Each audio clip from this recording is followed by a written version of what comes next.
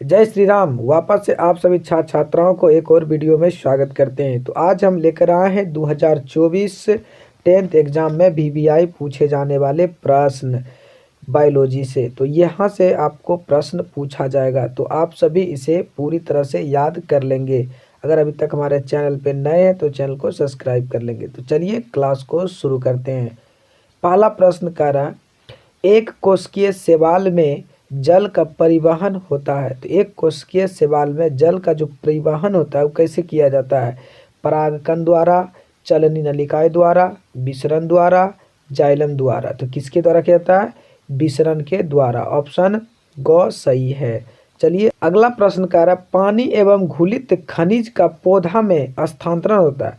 पानी एवं घुलित खनिज का पौधों में स्थानांतरण होता है। कैसे स्थानांतरण होता है? जाइलम नलिकाएं द्वारा, फ्लोएम द्वारा, मृदुक्त द्वारा, दुधुक्त द्वारा। तो किसके द्वारा होता है? जाइलम नलिकाएं द्वारा होता है। प्रश्न कह रहा है, पौधों में खाद्य पदार्थ का स्थानांतरण किस रूप में होता है? पौधों में जो खाद्य पदार्थ का स्थानांतरण होता है, यानी एक जगह से दूसरे जगह जो स्थानांतरण होता है, उसे किस रूप में होता है? ऑप्शन है ग्लूकोज, सुक्रोज, स्टार्च, प्रोटीन। तो क्या हो जाएंगे?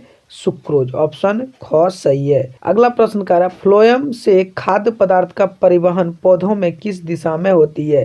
फ्लोएम से खाद्य पदार्थ का परिवहन पौधों में किस दिशा में होता है? केवल नीचे की ओर से, केवल ऊपर की ओर से, ऊपर और नीचे की ओर से, इनमें से नहीं। तो ऑप्शन इसमें हो जाएगा ऊपर और नीचे की ओर से। ऑप्शन ग सही है।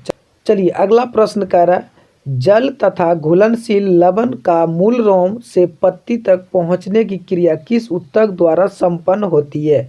ऑप्शन ए है कार्टेज, ऑप्शन बी है फ्लोएम, ऑप्शन सी है जाइलम, ऑप्शन डी है मूल रोम। तो किसके द्वारा होता है? तो जाइलम के द्वारा होता है। तो ऑप्शन सी सही है, जाइलम, यानी ऑप्शन ग सही है, जाइलम के द्वारा होता है। नंबर प्रश्न कर, रक्त इनमें किसकी उपस्थिति के कारण लाल दिखता है? लाल जो रक्त है वो किसके कारण दिखता है? थ्रोम्बिन के कारण, हीमोग्लोबिन के कारण, थ्रोम्बोप्लास्टिन के कारण और फाइब्रोनोजिन के कारण। तो किसके कारण दिखाई देता है लाल? हीमोग्लोबिन, HB, यानी हीमोग्लोबिन के कारण। ऑप्शन बी सही है। अगला प्रश्न हम लोग देखते हैं 7 नंबर।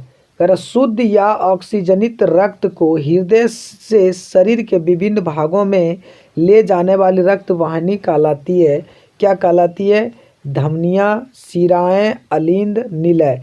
तो साथियों याद रहे कि धमनियाँ के द्वारा ऑक्सीजनित रक्त को हृदय के शरीर के विभिन्न भागों से पहुंचाते हैं। किसके द्वारा? धमनियाँ के द्वारा। 8 नंबर कह रहा है, हृदय के विस्मोन का शिथिलन कहलाता है। हृदय के विस्मोन का शिथिलन क्या कहलाता है? डायस्टोल। क्या कहलाता है?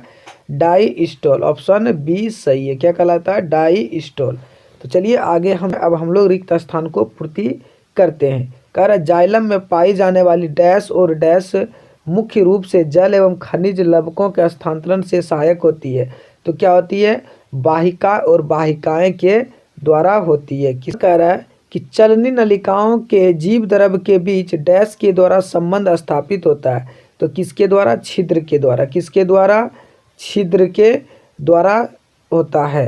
नंबर कह रहा है, मृदा से जल का अवशोषण डैश द्वारा होता है। तो किसके द्वारा था? मूल रोम के द्वारा था। किसके द्वारा?